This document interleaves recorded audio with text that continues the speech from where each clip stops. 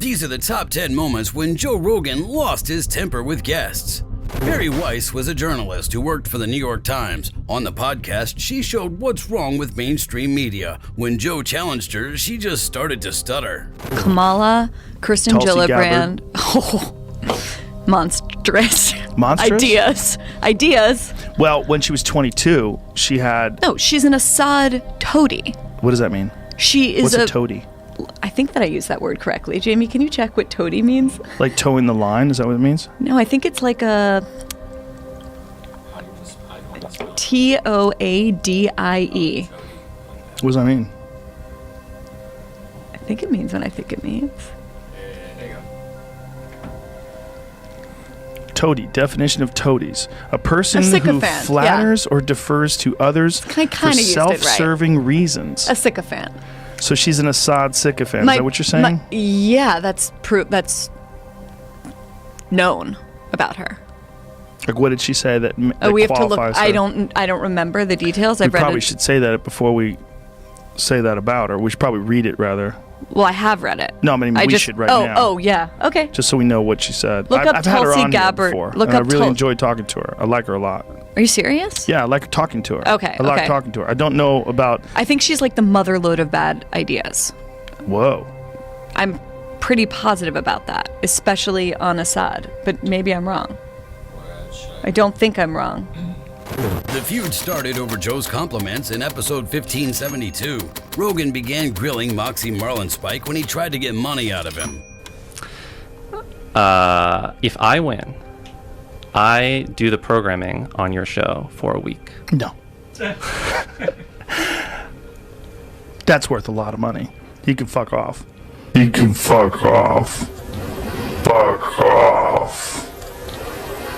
Okay, so I come across this video, and it's Joe Rogan getting extremely annoyed with one of his guests, which is all about a rock, paper, scissors bet. Personally, I think the guest is being very rude for what he's even suggesting to Joe Rogan. In my opinion, Joe Rogan is just telling him to fuck off in the most polite way. Anyway, let's see what you think.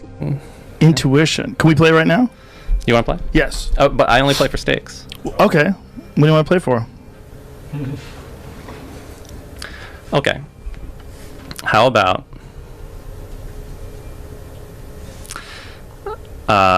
if I win, I do the programming on your show for a week. No. That's worth a lot of money. You can fuck off. You see, this is what I would have said. That is exactly what I would have said. What kind of money? What do you think I'm That's going to... like- I'm not saying like the ads or whatever. I'm saying Like programming, like who's going to be on. Yeah, who's going to be on. That's not possible. We're booked up months and months in advance. You were so confident until just now. We No, could pick a month, that's few months off. That's ridiculous to flip a coin on that. There's no chance. I mean, what would be... Because then you make me have Listen, the whole reason why this show works is because I talk to people that I want to talk to. You can just visibly see on Joe Rogan's face that he's had enough of this guy. This guy has the most annoying face ever. That's why it works. Yeah. The only you gotta way do something to play this game. That's not a risk. It's just 1 week of your life. No, that's abandoning the show. It's 1 week of your life. No, you could bring some assholes on here that I don't want to talk to, and then I'm like, what am I doing? No, impossible. All right. Well, do you think that there's something of equivalent value? No. You can just see this little rat is trying to get anything he can out of this podcast. Look at him. Fucking mousy face.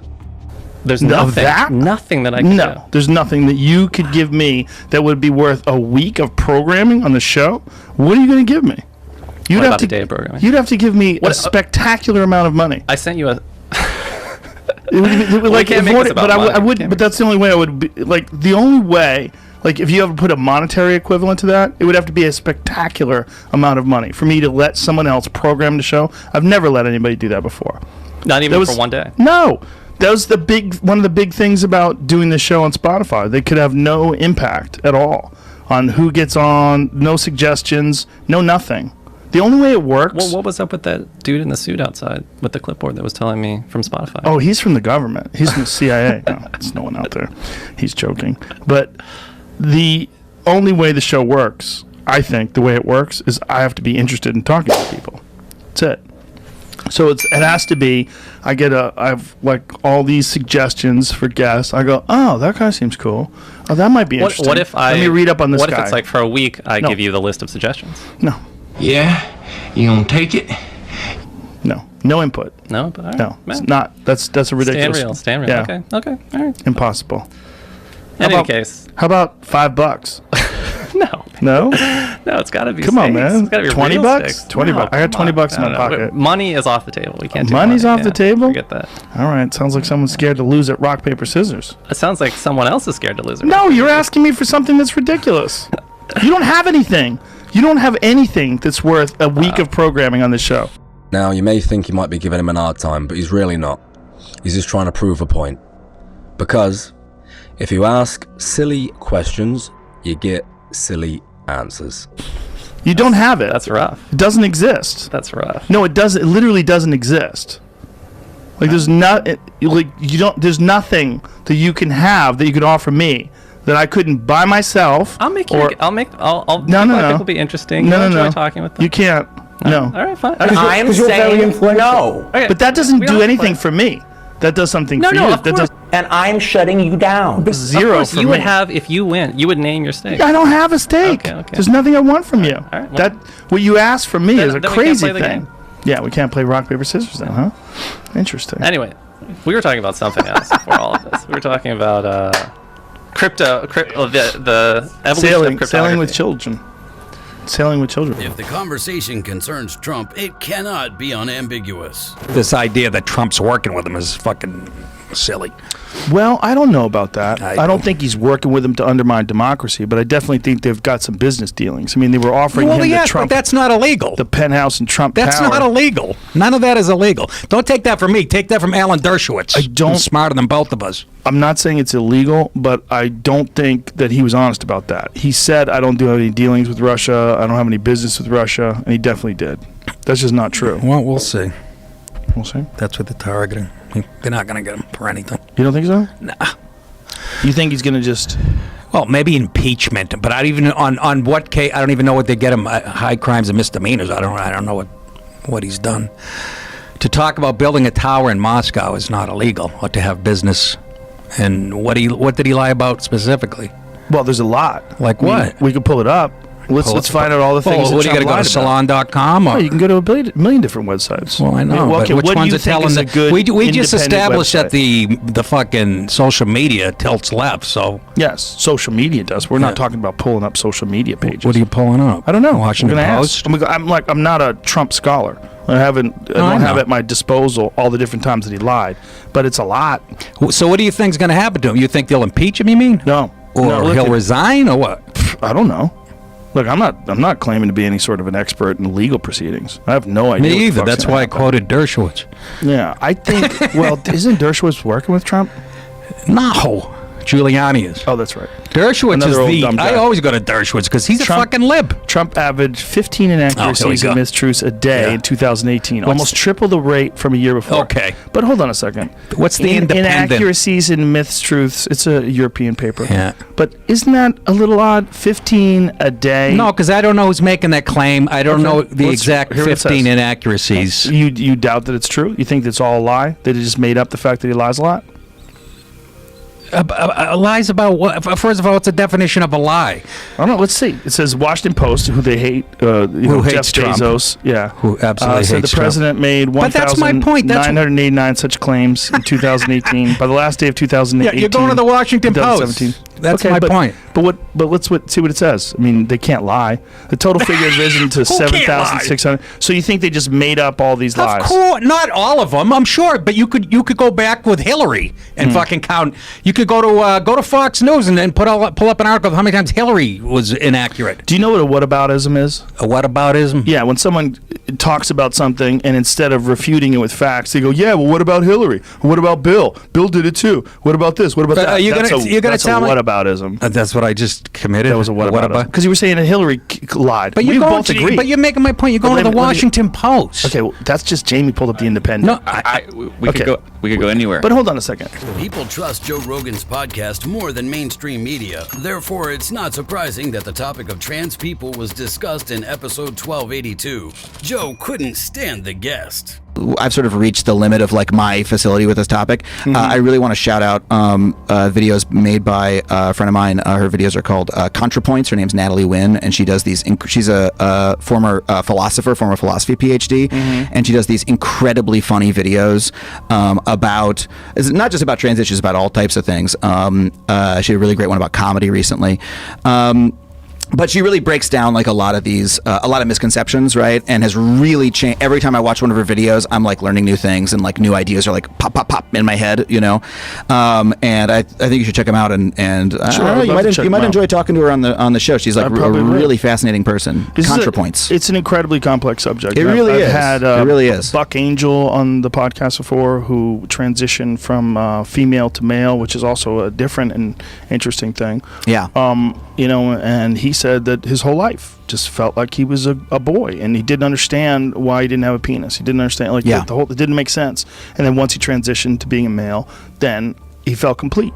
You know, I don't deny that. My entire concern is that you're making decisions for children.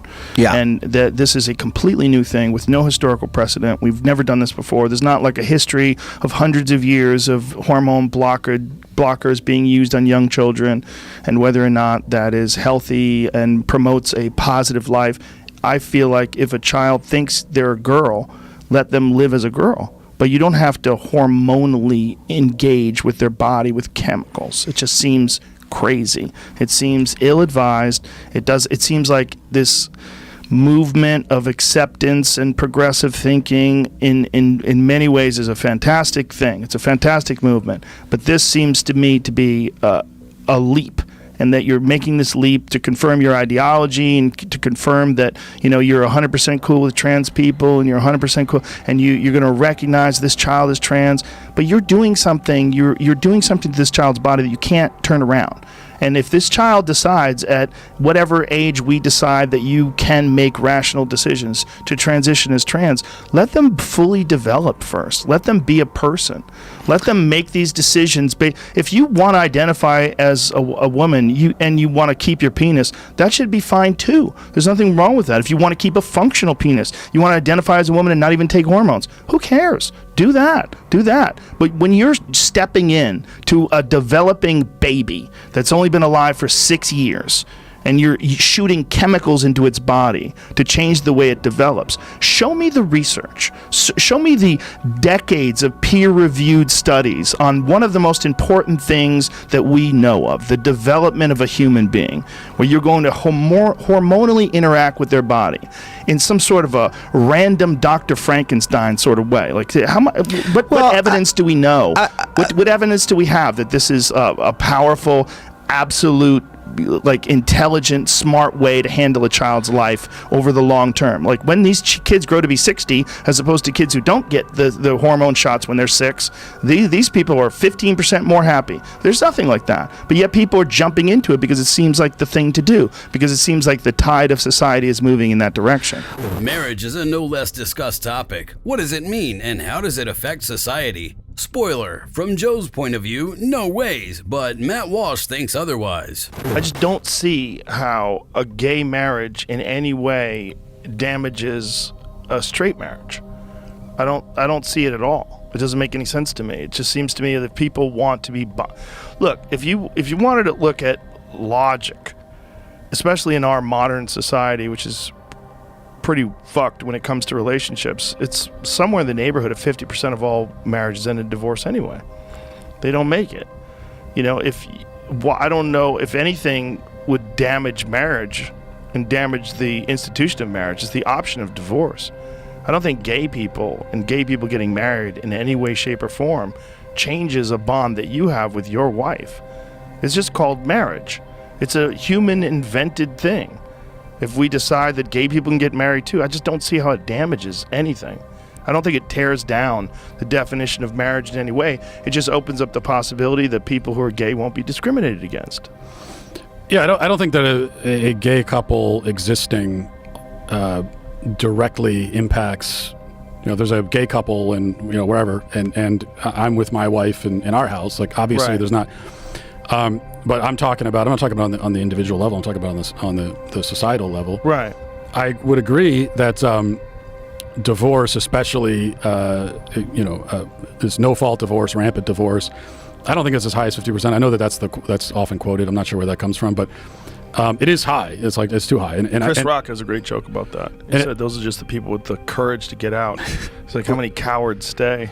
But it's also true that the advocates for what we call now traditional marriage, which I just call marriage, but the advocates for traditional marriage put themselves at a disadvantage by especially in the churches, like allowing this rampant divorce to occur, and then you've already sort of given up on some. Marriage is supposed to be monogamous and permanent, as well as procreative.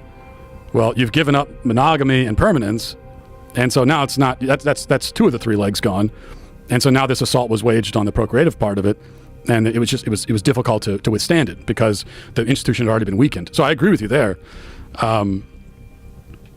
But my answer to that is to try to reinforce what marriage is, not to just give up on it entirely. And I still think you're left with this question of, like, if marriage is not what I'm saying it is, then why do we even need it? What's the point? I mean, you're saying it's a man-made institution. Yes. But you're also, like, the way that you're presenting it, it's a totally meaningless institution. No, they don't need it at all. No, it's not meaningless. It's because it means something to the people that get married.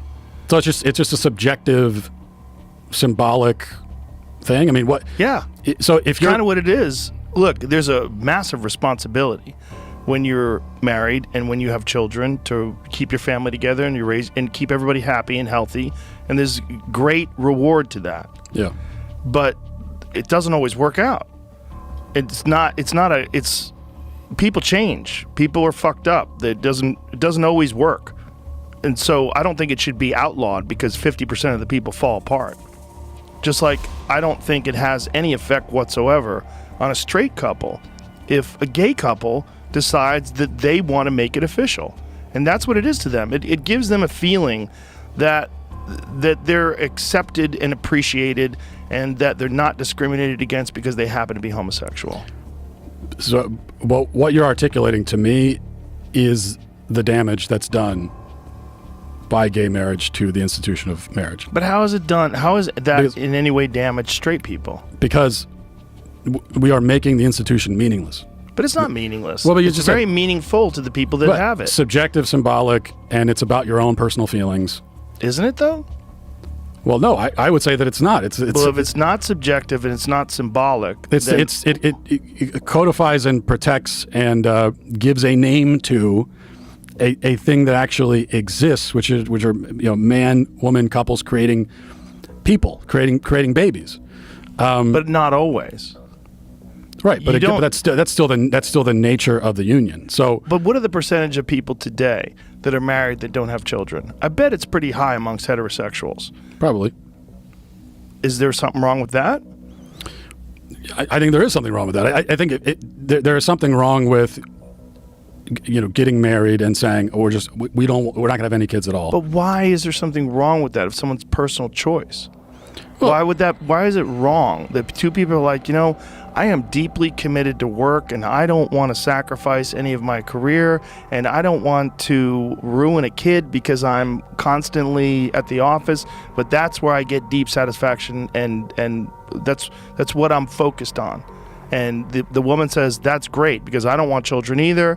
I really am attached to my interests and my career and what I like to do. That's not damaging your relationship with your wife and your family. I certainly don't think of it as a threat to my marriage or my family. Yeah, it is a personal choice. Right, but shouldn't people be allowed to make those personal choices? Like, isn't that a fundamental aspect of what it means to be American, to have that freedom? Well, right, yeah, but right now we're not talking about what people are allowed to do. I'm not saying we're talking about marriage, gay marriage. Okay, we were just discussing straight couples who choose not to have kids. That's also a personal freedom issue, isn't it? Yeah, and I'm not saying that straight couples should be legally required to have kids, but if you're asking me, do I think it's the right choice to just get married and choose not to have kids ever? I do not think that that's the right choice. It's their choice, but people can make choices that are wrong, and you can disagree. How is it wrong if they have a fulfilling and wonderful life together with that choice? If their thing is that they just want to have a bond between the two of them, to just like take it to the next level, let everybody know, like, we are married. If I die, my money's going to go to Helen. In the episode with Jamie Kilstein, Joe strongly disagrees with jokes about sexual assault. Because we're going way, way, way back. The real issue, this is like a year before, more than a year before everything went sideways. Oh, we're yeah. talking about. Yeah. So what went sideways and why? Okay. So you're this super progressive vegan guy, but what went sideways? So, an ex of mine, I'm trying to think about like how much I can say, started, it was weird, like, girls I was dating, like, she would kind of like pop up and be like following them on like social media, and I kind of was like, all right, it's a little weird. Girls you were dating, but you were married at the time. So what was also not talked about in these articles is that for the last however many years before Alice and I got separated, we were in an open relationship. We talked about it on the show eventually, but for a while we didn't talk about it. And which to anyone in a fucking open relationship, like, it's a nightmare when you're not talking about it because you feel like a lecherous, cheating creep because you're in an open relationship. But you don't talk about it, so then when girls meet you and you tell them you're in an open relationship, they're like, yeah, right. Yeah, totally. When you go, I'm in a secret open relationship, they're like, you're full of shit. Right. And so, you know, I like kind of did the road thing, but like felt like a fucking creep. And the road thing meaning hook up with girls. Yeah. Okay. And then, you know, I was finally just like, we have to talk about it. And at this point, and I don't want to shit on anybody, you know, at this point, you know, my co-host and I, we were pretty much just like really good friends, right? Who lived together and did a show together. And, so years later, years after me and this girl broke up, years after all this shit, I'm living in LA. I've had a girlfriend for a year. It's like a very healthy, wonderful relationship. Years after all this, I guess what happened was one of these girls essentially started to try to find any girl who has been pissed off by me before, and they found enough for an article that I think like 2 articles came out. I left Citizen Radio because the show was getting a ton of complaints because our inner circle started to find out that there were quote-unquote accusations, which the word accusation makes it sound Weinstein-y. Accusations of. So that's what. They were saying, but it was very unspecific. What I read, they said predatory behavior, and I was like, oh, meaning he's trying to get laid. That's what a man does. Like, not predatory in the sense of you're victimizing someone or raping someone or doing something horrible to someone or even. And this is when my own words kind of bit me in the ass because I spent an entire year. Or years being like, you know, hashtag believe women, and then you read that and you go, hashtag don't believe women, like you don't know what to do. And like I was always like, if you call a girl who accuses you you know, crazy, you're just projecting, and like you're trying to, and then suddenly I'm reading this article, I'm like, this is fucking crazy, and I didn't all of my stuff. Hold on, one article. Are you talking about the Jezebel? So there's a article? Jezebel, yeah, there's a Jezebel article. What does a real boxer look like? Who but Joe knows this 100%? Because the money's right. If the money's right, they give him the right fight where it makes sense, like Tommy Fury. That's a good fight for him. Tommy Fury is not a real boxer. Of course he's a real boxer. No chance. He's a professional boxer. Is he a world champion? No. But maybe he is. Is he? No. What is he? What is like Tommy Fury? He might have some sort of a title. If he does, it's in name only. I saw Tommy Fury box. He is not a boxer. Well, he's definitely a boxer. Well, he puts on gloves. He's definitely a boxer. But is he a boxer like his brother? No. Well, clearly, but Tommy Fury we would not know who Tommy Fury was if his last name wasn't Fury. Probably we wouldn't know as much about him. But he's still a good-looking guy. He's built great. He looks looks the part. Looks the part, no doubt. But what I'm saying, he's a good journeyman boxer. Let me rephrase this. I think Jake Paul would kill Tommy Fury, and that wouldn't change. I don't know how good Jake Paul is, but I don't know of any boxer who can bring enough to a Jake Paul fight. So here's Tommy Fury. You telling me this guy doesn't look like a boxer? You're out of your fucking mind. Who's he fighting? But I don't give a fuck, dude. Look at this. Look at this. He's fighting a professional boxer. The guy he's fighting looks good. Dude, you're crazy if you don't think Tommy Fury's a I don't boxer. Look at that uppercut. Shut the fuck up, dude. No. Shut the fuck up. Watch this. Find the Tommy Fury. Find the Tommy Fury fight on the Jake Paul card. Shut the fuck this up. This guy cannot. Please shut the fuck up and watch this. Watch what he's doing. This motherfucker is 100% a boxer. Can you find me the record of Volkanovski? This. Stop. Watch this. Watch this. Look at this.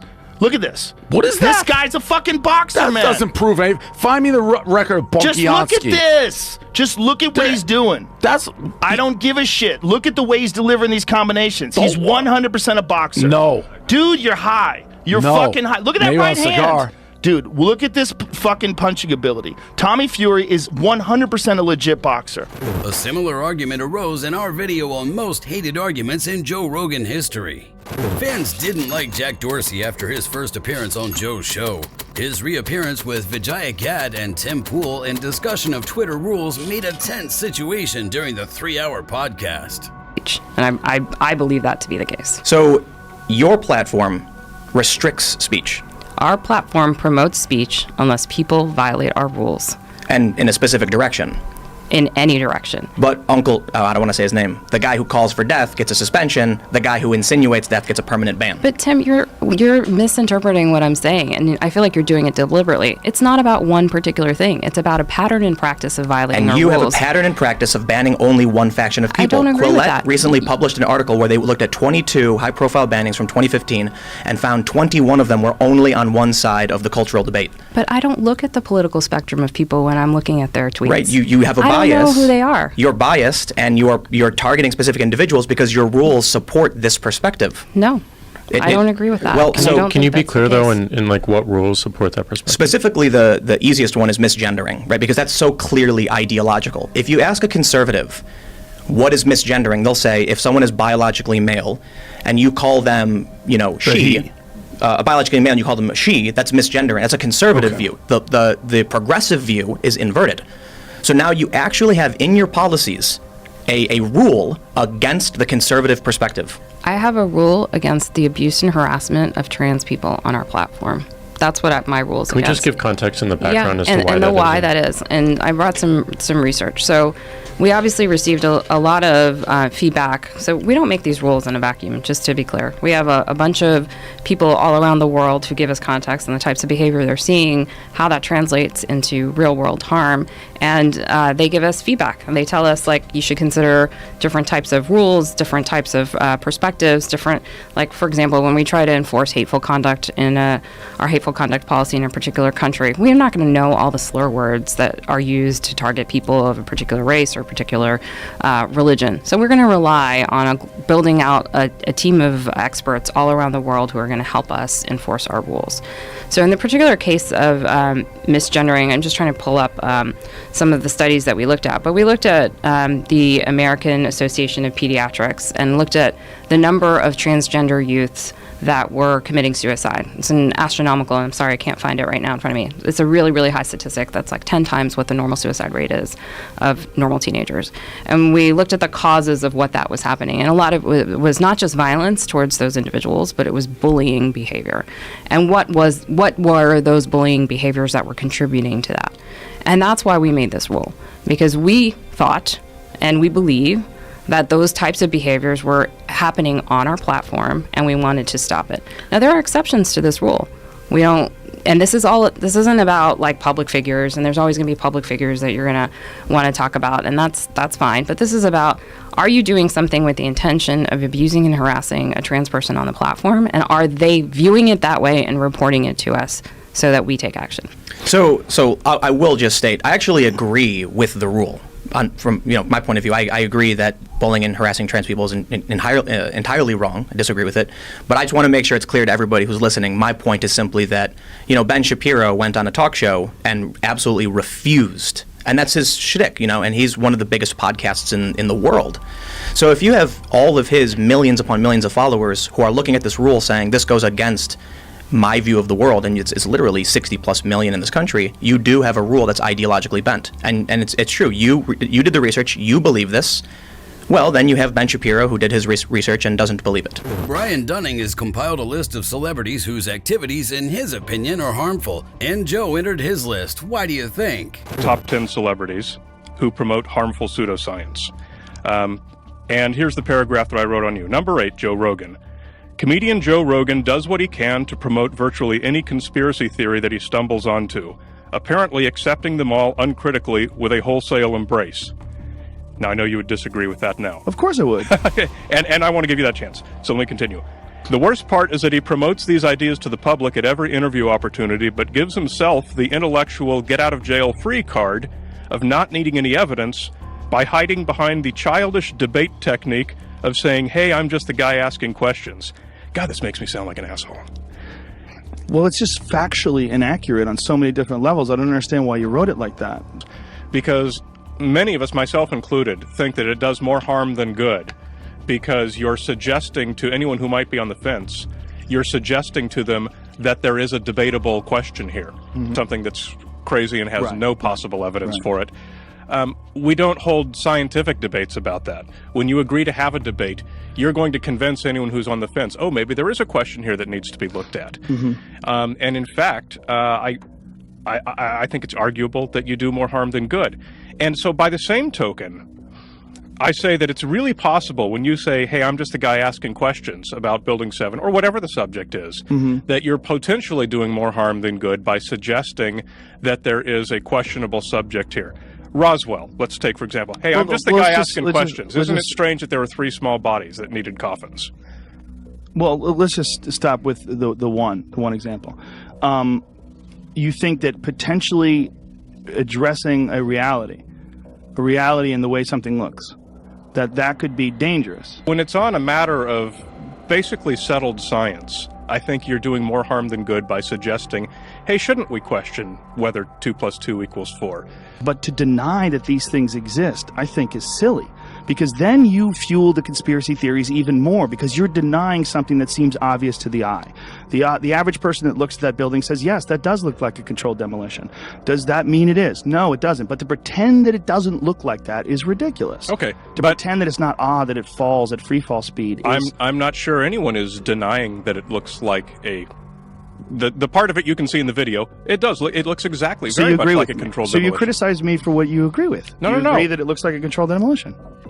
Discussing it. No, that's not what I'm criticizing you for. I agree that it looks like a controlled demolition. That's not the question. The question is whether it should be brought up. No, well, I mean, we're sticking on this one example of Building 7, and I don't think it's because the best we haven't example. resolved it yet. It's a good example because it's an example that you used as an example of you thinking that if you listen to me just describe what I see with my eyes, that it sounds to me like I'm supporting some sort of a conspiracy theory when I'm 100% not. Joe often uses swear words, but Joey Diaz surpasses him in this. Do you feel like people are more sensitive? I know you won't get mad at me.